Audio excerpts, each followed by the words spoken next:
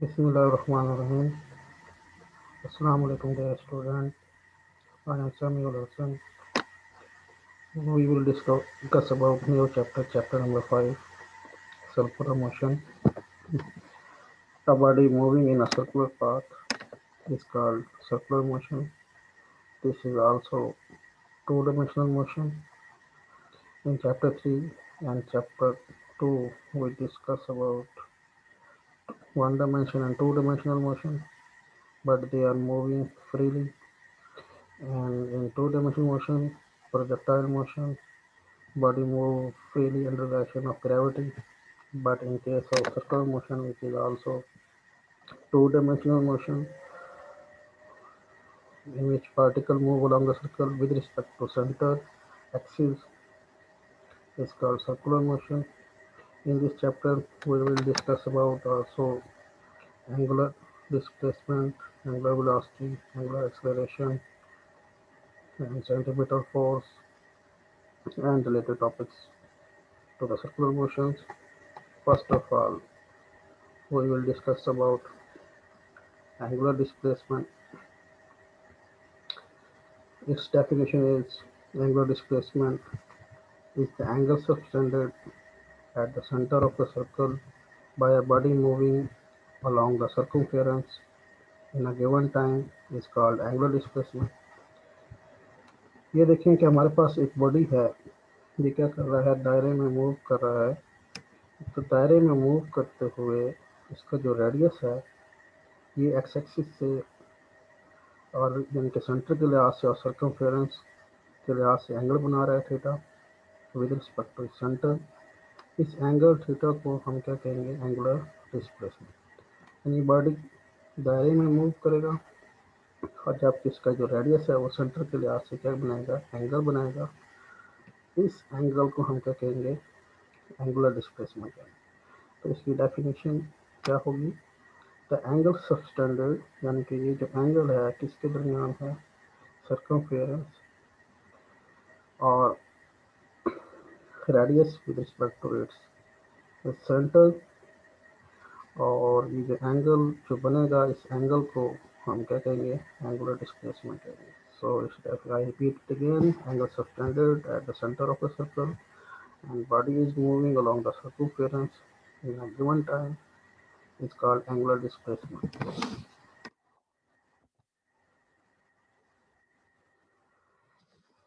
So, देखिए particle की ये मूव कर रहे हैं along the circle और ये हमें क्या देगा, सर्कमफेरेंस देगा पार्टिकल की with respect to centre O. तो ओ पी लाइन रेडियस को शो करेगी, particle P along the circumference move करेगा तो ये हमें टू डायमेंशन मोशन देगा, ये एक्स एक्सिस और ये वाई एक्सिस। और जबकि हमारे पास जो एंगुलर डिस्प्लेसमेंट होगा वो अलोंग जी एक्सिस होगा, एक्सिस ऑफ रोटेशन होगा हमारे पास। तो इस जो इनके दरमियान जो एंगल डेल्टा थीटा बन रहा है उसे हम एंगुलर डिस्प्लेसमेंट कहेंगे। तो angle delta theta define the angular displacement of the particle. Particle किससे शो कर रहे हैं हम, ओपी से। तो पार्टिकल ओपी क्या बना रहा है, एंगल बना रहा है। तो delta theta defines the angular displacement of the particle P during the time interval delta T. तो जैसे जैसे पार्टिकल ओपी मूव कर अलॉन्ग द सर्कल तो टाइम भी चेंज हो रहा है। तो विद रिस्पेक्ट टू टाइम जो एंगल बनेगा उस एंगल को हम क्या कहेंगे, एंगुलर डिस्प्लेसमेंट कहेंगे। For very small value of angular displacement is a vector quantity. तो ये क्या है, एंगुलर डिस्प्लेसमेंट वेक्टर क्वांटिटी है। तो वेक्टर क्वांटिटी जिसकी मैग्नीट्यूड और क्या होगी, डायरेक्शन होगी। तो डायरेक्शन हम इसलिए right hand rule find out करेंगे। Let's see that. तो angular displacement, direction of angular displacement by using right hand rule. तो grasp the axis of rotation in right hand।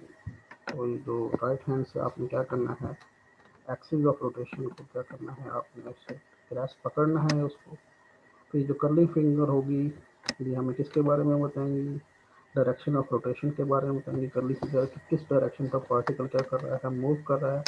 और जबकि जो इलेक्ट्रिक थंब है ये हमें किसके बारे में बताएगा, एंगुलर डिस्प्लेसमेंट बताएगा। आप देखें कि पार्टिकल जो ओपी था वो जो दायरे में मूव कर रहा था वो हमें टू डायमेंशनल मोशन दे रहा है अलोंग एक्स और वाई, जबकि जो हमारे पास ये जो थंब है ये हमें किसके बारे में बता रहा है, डायरेक्शन ऑफ एंगुलर डिस्प्लेसमेंट के बारे में बता रहा है कि एंगुलर डिस्प्लेसमेंट किसके लॉन्ग होगा, जी एक्सिस की, यानी कि आउटवर्ड होगा ये।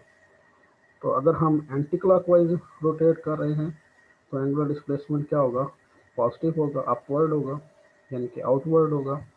अगर हम क्लॉकवाइज रोटेट कर रहे हैं तो क्लॉकवाइज रोटेशन में जो एंगुलर डिस्प्लेसमेंट होगा उसकी जो डायरेक्शन वो क्या होगी, डाउनवर्ड होगी, यानी कि हम उसे कह सकते हैं इनवर्ड की तरफ। ये थी हमारे पास डायरेक्शन ऑफ एंगुलर डिस्प्लेसमेंट, जिसमें पॉजिटिव और क्या है हमारे पास नेगेटिव डायरेक्शन है इसकी।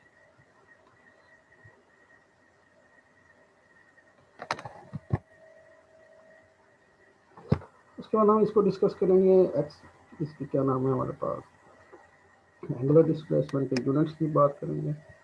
तो ये अब देखो हमने एक और प्रैक्टिकल एग्जांपल लिया है सीडी, जो सीडी रूम में यूज़ होती है। वो क्या करती है, वो भी सर्कल में मूव करती है और अपने एक्सिस पे यूज रोटेट करती है। तो जब सीडी क्या करेगी, सर्कल में मूव करेगी तो वो एंगल बनाएगी किस लिहाज से, with respect to axis of rotation. वो जो एंगल होगा उस एंगल को हम एंगुलर डिस्प्लेसमेंट कहेंगे। एंगुलर डिस्प्लेसमेंट के तीन यूनिट्स हैं। Angular displacement is express in one of three units. पहला यूनिट क्या है, डिग्री, यानी कि जब कोई बॉडी पूरा सर्कल एक रेवोल्यूशन कंप्लीट करेगी, यानी कि सर्कल कंप्लीट करेगी, तो उसको अगर हम डिग्री की फॉर्म में क्या लेंगे, 360 डिग्री। और जबकि उसकी एक जो चक्कर कंप्लीट करेगा उसे हम क्या कहेंगे, रेवोल्यूशन कहेंगे। और रेवोल्यूशन को हम किससे शो करेंगे, आर ई वी से। और जो ऐसे यूनिट हैं एंगुलर डिस्प्लेसमेंट के, ऐसे यूनिट हैं उसे हम क्या कहेंगे, रेडियन कहेंगे, और उसको किससे शो करेंगे, आर एल डी से। तो हम थ्री यूनिट्स यूज़ करते हैं, और जो ऐसे यूनिट्स हैं वो रेडियन हैं, और रेडियन को हम किससे शो करते हैं, आर एल डी से। यानी कि अगर रेडियस की जो लेंथ है और ये जो आर्क सर्कमफेरेंस की लेंथ है, ये अगर दोनों आपस में बराबर होंगी तो उनके दरमियान जो एंगल बनेगा उस एंगल को हम क्या कहेंगे, रेडियन कहेंगे। तो ये था हमारे पास टॉपिक एंगुलर डिस्प्लेसमेंट। पहला टॉपिक यानी कि बॉडी पार्टिकल क्या कर रहा है, सर्कुलर फॉर्म में मूव कर रहा है, तो जो एंगल बनेगा सर्कुलर फॉर्म में मूव करते हुए with respect to centre axis, उस जो एंगल को हम क्या कहेंगे, एंगुलर डिस्प्लेसमेंट कहेंगे।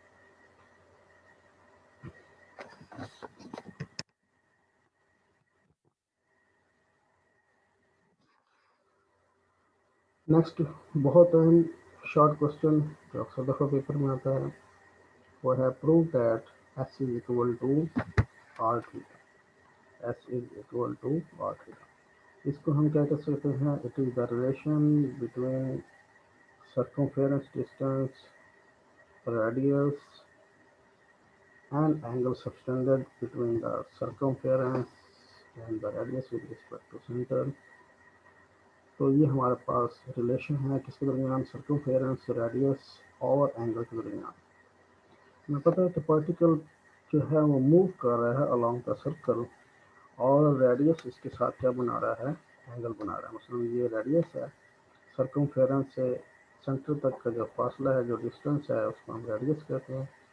जैसे पार्टिकल मूव कर रहा है तो इसका रेडियस भी क्या कर रहा है, मूव कर रहा है। तो ये इसकी ओरिजिनल पोजीशन, और ये मूव करता हुआ अगर इस पॉइंट पर आया है तो उस दौरान जो एंगल बन रहा है उस एंगल को हम एंगुलर डिस्प्लेसमेंट कह रहे हैं। और इस लेंथ को, जो सर्कमफेरेंस की जो लेंथ है, उसको हम क्या कहेंगे, आर्क कहेंगे। तो हमारा क्या है, consider an arc of length. Arc of length उसे हम किससे शो करेंगे, एस से, of radius R, which subtended an angle theta at the center of the circle, then angle theta in radian is defined as the ratio of the arc length as to the radius r। तो ये जो arc length और circumference इन दोनों की जो है वो length बराबर है, तो उस दौरान जो एंगल बनेगा उस एंगल को हम एंगुलर डिस्प्लेसमेंट कह रहे हैं। और वो एंगल क्या होगा, in the form of radian होगा, और वो रेडियन क्या होगा, रेशियो होगा किसकी, आर्क लेंथ एस की और किसकी, रेडियस आर की। तो क्या बना हमारे पास, theta is equal to ratio of arc length and radius. Arc length को हम किससे शो कर रहे हैं, एस से शो कर रहे हैं, और रेडियस को हम किससे रिप्रेजेंट कर रहे हैं, आर से रिप्रेजेंट कर रहे हैं। तो आर्क लेंथ एस की इक्वल है, तो वैल्यू पुट कर दी हमने आर्क लेंथ की एस, और रेडियस की वैल्यू हमने पुट कर दी आर। तो थीटा किसकी इक्वल हो गया, एस ओवर आर। तो क्रॉस मल्टीप्लीकेशन, तो आर इक्वल की दूसरी साइड पर मल्टीप्लाई हो जाएगा, क्योंकि यहाँ पर डिवाइड हो रहा है, इक्वल की दूसरी साइड पर जाके मल्टीप्लाई होगा, तो क्या बन जाएगा, S is equal to R theta. तो यही हमने प्रूव करना था, prove that S is equal to R theta. तो ये हमने किस तरह फाइंड आउट किया, रेडियन की डेफिनेशन से। वो क्या है, ratio of arc length to the radius, उसकी वैल्यू पुट की तो हमारे पास क्या आ गया, S is equal to R theta.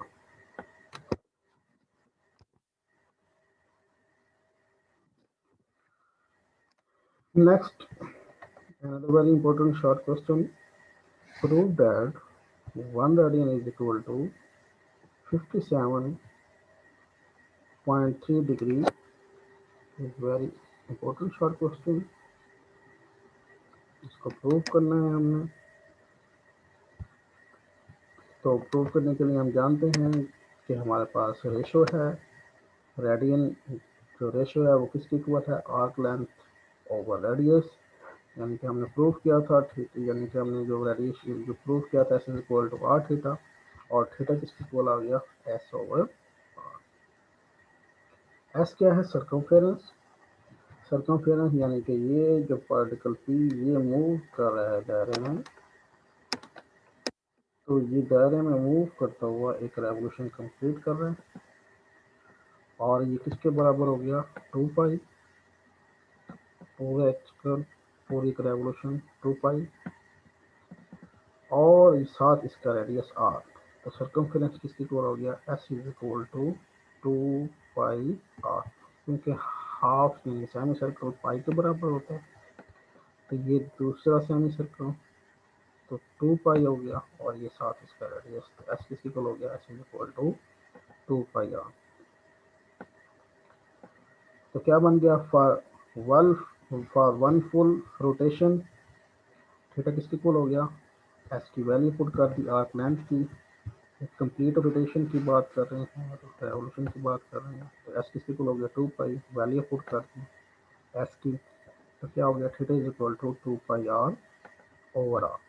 Radius से रेडियस क्या हो गया, कैंसिल, क्या बन गया, theta is equal to 2 pi, और थीटा के यूनिट क्या होते हैं हमारे पास, रेडियन होते हैं। तो आर ए डी क्या बन गया, theta is equal to 2 pi radian. तो जब एक फुल रोटेशन कंप्लीट होती है, तो अगर हम उसको डिग्री की फॉर्म में लिखें, तो एंगल जो बनेगा वो हमारे पास 360 बनेगा। तो थीटा की वैल्यू क्या बन गई, 360 डिग्री। तो 360 डिग्री यानी हमें थीटा की वैल्यू पुट करना है, theta is equal to 360 degree is equal to 2 pi radian. हमने वन, इसका मतलब है 2 पाई रेडियन किसके इक्वल हो गया, 360 डिग्री के बराबर हो गया। हमने क्या मालूम करना है, 1 रेडियन फाइंड आउट करना है। तो 1 रेडियन किसके इक्वल होगा, 57.3 डिग्री के, ये प्रूव करना है हमने। तो यहाँ पर 2 पाई रेडियन है, तो 2 पाई को तो हम क्या करें, डिवाइड कर दें लेफ्ट साइड पर, तो क्या बन जाएगा हमारे पास, 1 रेडियन बन जाएगा। तो 2 पाई को हमने डिवाइड किया, तो क्या बन गया, 1 रेडियन इज इक्वल टू 360/2 पाई। तो 2 पाई की वैल्यू पुट कर दो हम, 360/2, पाई की वैल्यू 3.14, तो हमने पुट किया तो डिवाइड किया, तो हमारे पास क्या आ गया, 57.3 डिग्री। तो यही हमने प्रूव करना था। तो आज चैप्टर नंबर 5 सर्कुलर मोशन का स्टार्ट था, तो उसमें हमने क्या डिस्कस किया, सर्कुलर मोशन को डिस्कस किया, particle moving along the circular path, इसका सर्कुलर मोशन। उसमें फिर हमने किसको डिस्कस किया, एंगुलर डिस्प्लेसमेंट को डिस्कस किया, यानी कि पार्टिकल कोई मूव करे सर्कुलर पाथ पर, तो वो with respect to centre axis वो क्या बनाएगा, एंगल बनाएगा। उस एंगल को हम क्या कहेंगे, एंगुलर डिस्प्लेसमेंट कहेंगे। एंगुलर डिस्प्लेसमेंट की डायरेक्शन फाइंड आउट की। तो एंगुलर डिस्प्लेसमेंट की डायरेक्शन क्या होगी, वो अलॉन्ग जी एक्सिस होगी, आउटवर्ड होगी या इनवर्ड होगी, यानी पार्टिकल टू डायमेंशनल मोशन रहेगा अलॉन्ग एक्स एक्सिस और वाई एक्सिस। और जबकि हमारे पास वो जो अलॉन्ग एक्स और वाई एक्सिस होगी वो लीनियर मोशन होगी, जबकि हमारे पास जो एंगुलर मोशन होगी वो क्या होगी, अलॉन्ग सी एक्सिस पर होगी, आउटवर्ड या इनवर्ड। वो हमने डायरेक्शन राइट हैंड रूल से फाइंड आउट। फिर उसके यूनिट फाइंड आउट की एंगुलर डिस्प्लेसमेंट के। एंगुलर डिस्प्लेसमेंट के यूनिट जो ऐसा यूनिट है वो रेडियन है। उसके बाद हमने दो शॉर्ट क्वेश्चन को डिस्कस किया। एक शॉर्ट क्वेश्चन था prove that S is equal to R theta, और एक शॉर्ट क्वेश्चन है prove that one radian is equal to 7.3 degree. उम्मीद है कि आपको ये लेक्चर समझ आई होगी। Any question you can ask the relevant teachers. Okay, goodbye. Love you.